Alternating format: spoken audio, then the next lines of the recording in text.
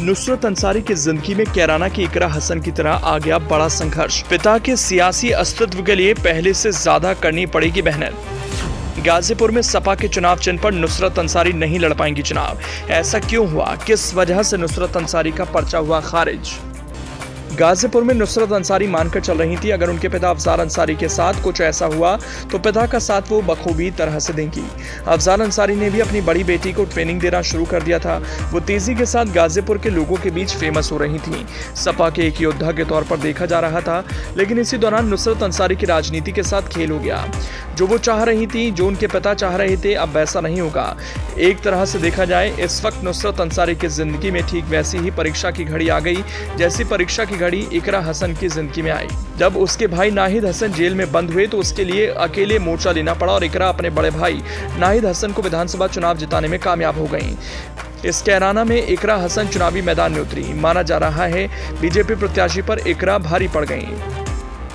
चुनौती तो गाजीपुर में नुसरत अंसारी को इकरा हसन की तरह ही मिली, लेकिन जरा हटके देखा जाए तो नुसरत इस चुनाव में अपने पिता अफजाल अंसारी के लिए लड़ेंगी, लेकिन उस झंडे पर नहीं जिस झंडे के तले वो लड़ना चाहती थी। उनके पिता अफजाल अंसारी चाहती थी उनकी बेटी सपा के चुनाव चिन्ह के तले लड़े। अब ऐसा नहीं हो पाएगा। नुसरत अंसारी के चुनाव लड़ने की संभावना खत्म हो गई है। नुसरत के समाजवादी पार्टी के प्रत्याशी के तौर पर भरे गए दोनों पर्चे निरस्त हो गए। अब नुसरत अंसारी निर्दलीय प्रत्याशी होंगी। अफजाल अंसारी इंडिया गठबंधन के आधिकारिक प्रत्याशी होंगे, सपा प्रत्याशी के तौर पर चुनाव लड़ेंगे। तो ऐसे में सवाल यह है, आखिर क्यों नुसरत अंसारी का पर्चा खारिज हो गया? इस पूरे मामले पर जिला अधिकारी और जिला निर्वाचन अधिकारी आयरका अखौरी ने कहा कि आज सभी नामांकन पत्रों की जांच हुई। 25 उम्मीदवारों ने 38 सेट्स में नामांकन किया था। समीक्षा के बाद 25 में से 14 के नामांकन पत्र अस्वीकृत कर दिए गए क्योंकि उनमें कमियां थी। बाकी 11 के नामांकन पत्र स्वीकृत कर लिए गए। उनकी सूची चस्पा कर दी गई है। नुसरत और अफजाल के मामले में डीएम ने कहा कि व्यवस्था यह है कि अगर मुख्य उम्मीदवार का पर्चा स्वीकृत हुआ तो वैकल्पिक उम्मीदवार का नामांकन स्वतः खारिज हो जाता है। चूंकि अफजाल का पर्चा स्वीकृत हुआ, ऐसे में नुसरत का पर्चा खारिज हो गया। ऐसे में सपा के आधिकारिक उम्मीदवार अफजाल अंसारी हैं। ये पूछे जाने पर कि अगर अफजाल ने पर्चा वापस लिया तो क्या होगा, इस पर डीएम आयरका अखौरी ने कहा कि अगर ऐसा होता है तो आगे जो निर्वाचन आयोग की नियमावली होगी उसका पालन करते हुए प्रक्रिया पूरी की जाएगी और आपको उससे अवगत कराया जाएगा। आपको बता दें कि गाजीपुर लोकसभा सीट पर 1 जून को मतदान होगा और 4 जून को परिणाम आएंगे। दरअसल इलाहाबाद हाईकोर्ट को अफजाल के एक मामले का निस्तारण 30 जून तक करना है, जिसकी अगली सुनवाई 20 मई को है।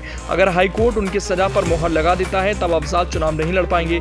ऐसे में अब ये देखना होगा कि अफजाल का अगला कदम क्या होगा। मुख्तार की बेटी उमर अंसारी ने बीते दिनों कहा था कि हमारे बाबा अफजाल अंसारी के साथ ही हमारी बड़ी बहन नुसरत वैकल्पिक रूप से नामांकन कर रही हैं। कानूनी वजहों से अफजाल चुनाव नहीं लड़ पाए तो नुसरत चुनाव लड़ेंगी। अफजाल के केस की हाईकोर्ट में सुनवाई चल रही है। उम्मीद है कि हमारे साथ इंसाफ होगा।